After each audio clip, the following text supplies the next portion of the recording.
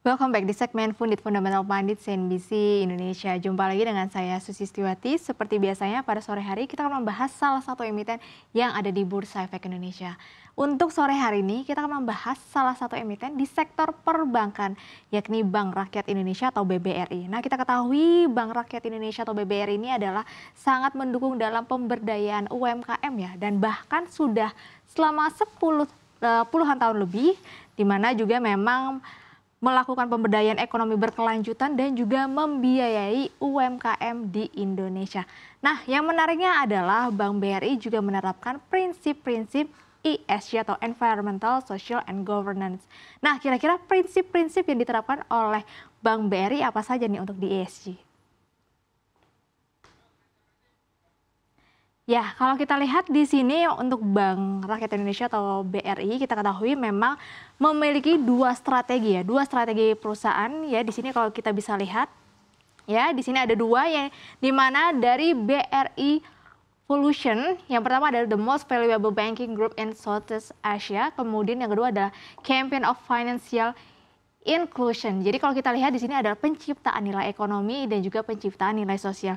Untuk yang pertama kalau kita lihat di sini ya, untuk the most valuable banking group in Southeast Asia, di sini adalah Bank BRI tetap fokus dalam menjaga pertumbuhan kinerja keuangan sehingga senantiasa mampu memberikan nilai ekonomi kepada para pemangku kepentingan-kepentingan dan pemilik saham pastinya yang diwujudkan melalui penciptaan nilai ekonomi. Kemudian kalau kita bergeser yang kedua, di Champion of Financial Inclusion atau dalam penciptaan nilai sosial, di mana melalui kegiatan bisnis dan juga operasionalnya untuk Bank BRI sendiri juga fokus dalam menciptakan dampak-dampak positifnya ya bagi masyarakat tentunya untuk lingkungan sekitar dan juga diwujudkan melalui visi dalam penciptaan nilai-nilai sosial. Nah, selain dari prinsip-prinsip ESG-nya, nah kira-kira bagaimana dengan BRI dan juga kaitannya dengan ekonomi berkelanjutan?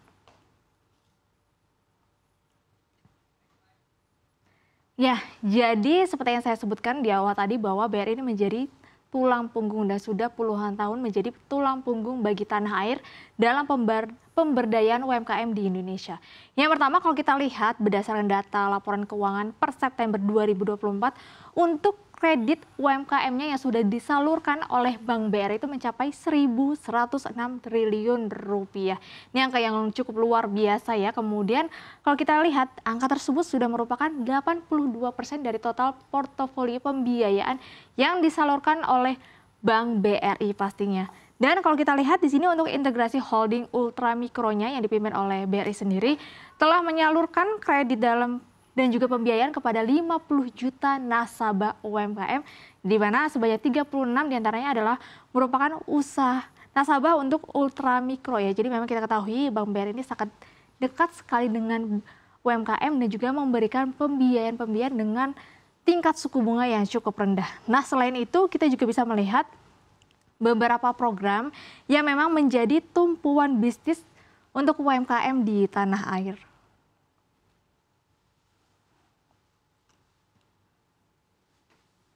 Ya, yang pertama di sini ada program namanya Desa Brilliant ya, atau BRI Lian. Jadi kalau kita lihat di sini ada data non-performing loan dan juga special mention. Jadi kalau kita lihat di mana untuk program dari pemberdayaan desa ini ada 4 pilar ya. Yaitu yang pertama ada BUMDes, digitalisasi, inovasi, dan juga sustainability. Nah kemudian kalau program dari Brilliant ini di mana menghasilkan role model dalam pengembangan desa. Jadi melalui implementasi praktik kepemimpinan desa yang unggul dan juga sangat optimal untuk potensi desa. Jadi kalau kita lihat di sini, memang segmennya paling besar yang berkontribusi adalah dari usaha mikro ya, dan di sini sebenarnya secara non performing loan-nya juga masih cukup terjaga ya untuk bank only di 3%-an. Untuk subsidiarinya masih di 1%-an. Secara konsolidasi juga kalau kita lihat secara September 2024 masih di bawah 3% di 2,9%. Kemudian secara special mention-nya di sini memang di segmen mikro kontribusinya cukup besar terhadap perseroan sendiri. Kalau kita lihat di sini hingga September 2024 mencapai 6,82%, kemudian baru diikuti dengan small segmen yaitu dengan 5,89%. Nah, selain dari Desa Brilliant juga ada program lainnya namanya adalah Rumah BUMN. Nah, apa sih Rumah BUMN?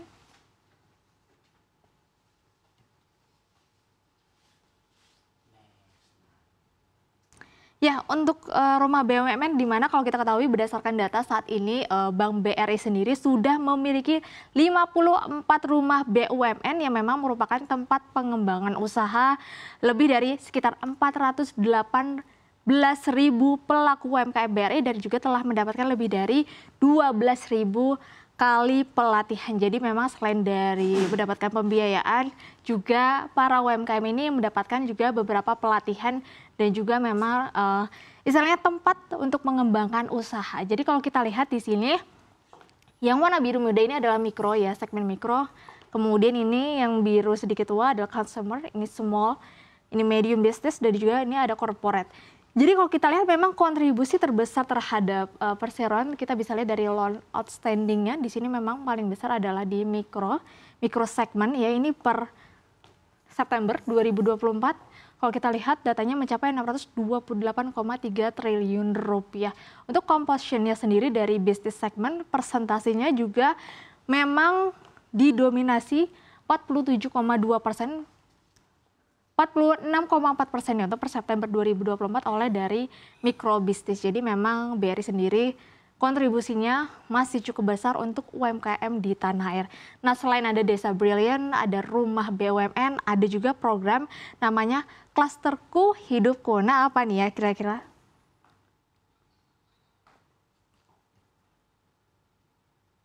Ya, jadi ini adalah salah satu program andalan juga dari Bank BRI di mana programnya adalah pemberdayaan kepada klaster ataupun kelompok usaha melalui pengembangan kelembagaan dan juga kolaborasi.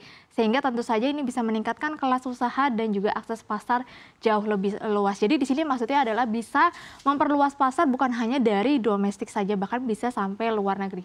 Kemudian dari 23.243 klaster usaha binaan dari BRI, nah, sekitar 1.897 telah mendapatkan pemberdayaan berupa pelatihan dan bantuan sarana prasarana yang cukup produktif. Jadi memang selain memberikan pembiayaan, di sini juga memang BRI memberikan fasilitas-fasilitas yang memang bisa mendukung usaha-usaha mikro dari beberapa sektor ya pastinya.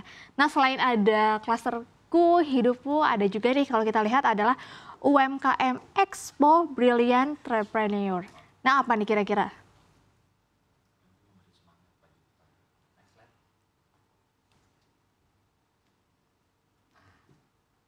Ya, sebenarnya ada yang keempat ya namanya UMKM Expo. Jadi UMKM Expo itu biasanya adalah program ini bertujuan untuk membawa para pelaku UMKM ini bisa naik kelas seperti sebelumnya, tapi di sini adalah naik kelasnya bisa memperluas pasar hingga internasional. Nah, untuk selanjutnya di sini adalah sektor, ini adalah skor ya, skor ESG yang tercatat di Bursa Efek Indonesia. Jadi ini adalah milik BRI saja ya. Kalau kita lihat di mana untuk skor ESG-nya di tahun 2024 adalah mencapai 17,83 per September 2024. Memang angka ini sebenarnya jauh lebih rendah ya dibandingkan dengan rata-rata 5 tahun yang berkisar 22,66. Nah, tapi kalau kita lihat di sini untuk skor ESG-nya sendiri, di sini ada BRI rata-rata 5 tahun dan juga rata-rata industrinya ya. Kalau kita lihat di sini memang masih cukup baik ya skor ESG dari Bank BRI sendiri. Jadi di sini adalah ada data skor ESG yang memang di mana BI bekerja sama dengan Morningstar Sustainalytics untuk melakukan penilaian ESG. Jadi selain dari BI juga ada dari Morning Sustainalytics. Nah, kalau kita lihat dari penilaian risiko ESG ini yang menggunakan namanya konsep dekomposisi resiko, di mana perusahaan diharapkan pada dua dimensi isu ESG yaitu exposure dan juga manajemen. Nah, dari besarnya nilai-nilai ESG ini di mana BRI memang layak ya untuk diberikan rating oleh CNBC Indonesia yaitu dengan rating A. Nah, dikarenakan Bank BRI sendiri juga memang sudah memenuhi 17 SDG yang memang diraih dari melalui sejumlah program tanggung jawab sosial lingkungan atau biasanya disebut dengan TJSL dan juga program dari non-TJSL. Nah, kira-kira 17 tersebut apa saja nih yang sudah dimiliki atau dilakukan oleh Bank BRI? Ya, jadi 17 tujuan SDG yang sudah dilakukan oleh Bank BRI sehingga mendapatkan skor yang cukup baik. Kalau kita lihat yang pertama adalah di sini sudah menerapkan tanpa kemiskinan, kemudian ada tanpa kelaparan, ada kehidupan sehat dan sejahtera, pendidikan berkualitas, kesetaraan gender ya tentunya ya sekarang sudah meluas juga, air bersih dan sanitasi. Ada pula di sini kalau kita lihat adalah energi bersih yang terjangkau, pekerjaan layak dan pertumbuhan ekonomi, industri inovasi dan juga infrastruktur. Kemudian di selanjutnya,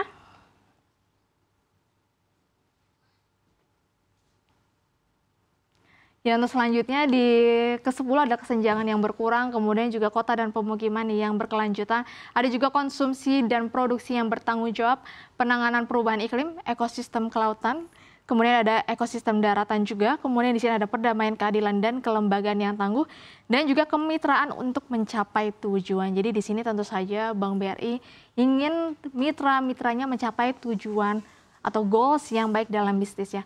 Nah, kita ketahui kita juga sedang menanti laporan kinerja keuangan Bank BRI untuk tahun 2024. Jadi kalau berdasarkan konsensus definitif per Januari 2024, di mana laba bersih Bank BRI nanti diperkirakan yaitu sebesar 61,15 triliun rupiah untuk tahun 2024 atau naik sekitar 1,74% secara tahunan. Nah, semoga nanti saja kabar ini menjadi kabar yang cukup baik ya, ratingnya cukup baik, kemudian juga dari sisi kinerja keuangan diprediksi akan tumbuh, dan semoga saja harga sahamnya bisa naik lagi nih, karena sekarang harga sahamnya lagi diskon-diskon ya.